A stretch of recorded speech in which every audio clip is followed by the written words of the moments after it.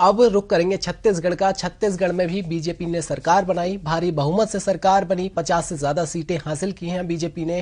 कांग्रेस के exit poll दिखाई दे रहे थे, लेकिन जिस तरीके से परिणाम आए हैं वो वाकई में चौंकाने वाले हैं और बीजेपी की सरकार, बीजेपी ने अपनी पुरानी साख को छत्तीसगढ़ में वापस पा लिया है। प्रवीण से हमारे साथ लाइन पर बने हुए हैं। प्रवीण, बहुत बहुत स्वागत है बुलेटिन में।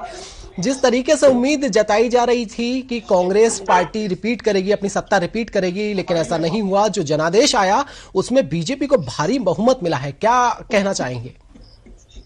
देखिए सब निश्चित तौर पे जो है, जो उलट फेर का जो फेर था वो छत्तीसगढ़ में दिखा है। अगर एग्जिट पोल की बात करें तो जिस तरीके से जब तमाम जो चैनलों का तमाम जो सर्वे रिपोर्ट आने लगे, तमाम जो एग्जिट पोल आए, वो कहीं ना कहीं कांग्रेस को बढ़त दिखाते हुए नजर आ रही थी। कांग्रेस जो है 45 से 55 सीटों का जो है वो आंकड़ा दिखा रहा था, लेकिन यहाँ भारतीय जनता पार्टी है उसको लगभग 45 सीट तक बताया जाता, लेकिन यहाँ जस्ट पड़ गया कांग्रेस को।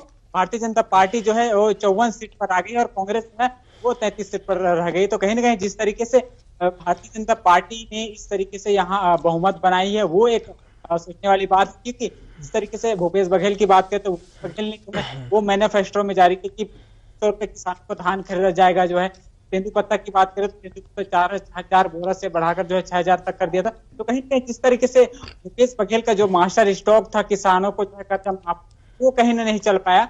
इस तरीके से भारतीय जनता पार्टी की बात करें तो भारतीय जनता पार्टी की महतारी वंदन योजना उसका कहीं ना कहीं जो है वो फैक्ट चलते हुए नजर आया, क्योंकि जिस तरीके से भारतीय जनता पार्टी के जो तमाम केंद्रीय नेतृत्व थे वो लगातार छत्तीसगढ़ दौरे पर थे, चाहे वो अमित शाह की बात करें, प्रधानमंत्री नरेंद्र मोदी की बात करें या फिर जेपी नड्डा की बात करें, लगातार वो छत्तीसगढ़ की ओर रुख कर रहे थे। और कहीं न कहीं जो बड़े नेता है भारतीय जनता पार्टी के, उनको अंदरूनी वो मंथन कर रहे थे, तो इसका भी वो जो है भारतीय जनता पार्टी को फायदा मिला है। जिस तरीके से 2018 के चुनाव में कांग्रेस को जीत मिली थी, वैसे ही भारतीय जनता पार्टी को करारी हार का सामना करना पड़ा था। इसी तरह 2023 के चुनाव में जो है भारतीय जनता पार्टी जो है जीत पर आई और करारी हार का सामना जो है वो कांग्रेस को करा है, क्योंकि अगर मंत्रियों की बात करें तो जो 13 मंत्री थे उसमें से लगभग 8 मंत्री वो हार गए। उप मुख्यमंत्री टीएस सिंहदेव की बात करें तो जो है 94 वोटों से हारे हैं। तो कहीं ना कहीं ये बड़ा फैक्टर रहा है कांग्रेस को लेकर, कि कांग्रेस के जो है मोहम्मद अकबर वो न कहीं हार गए। सीट की बात करें वो हार गए।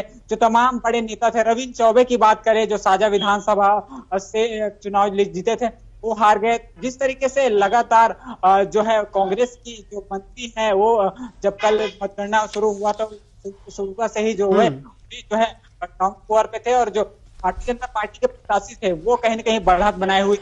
शाम जब रिजल्ट आया तो जिस तरीके से भारतीय जनता पार्टी ने जो है वो 54 सीटों के साथ जो है छत्तीसगढ़ के साथ वो सरकार बनाई।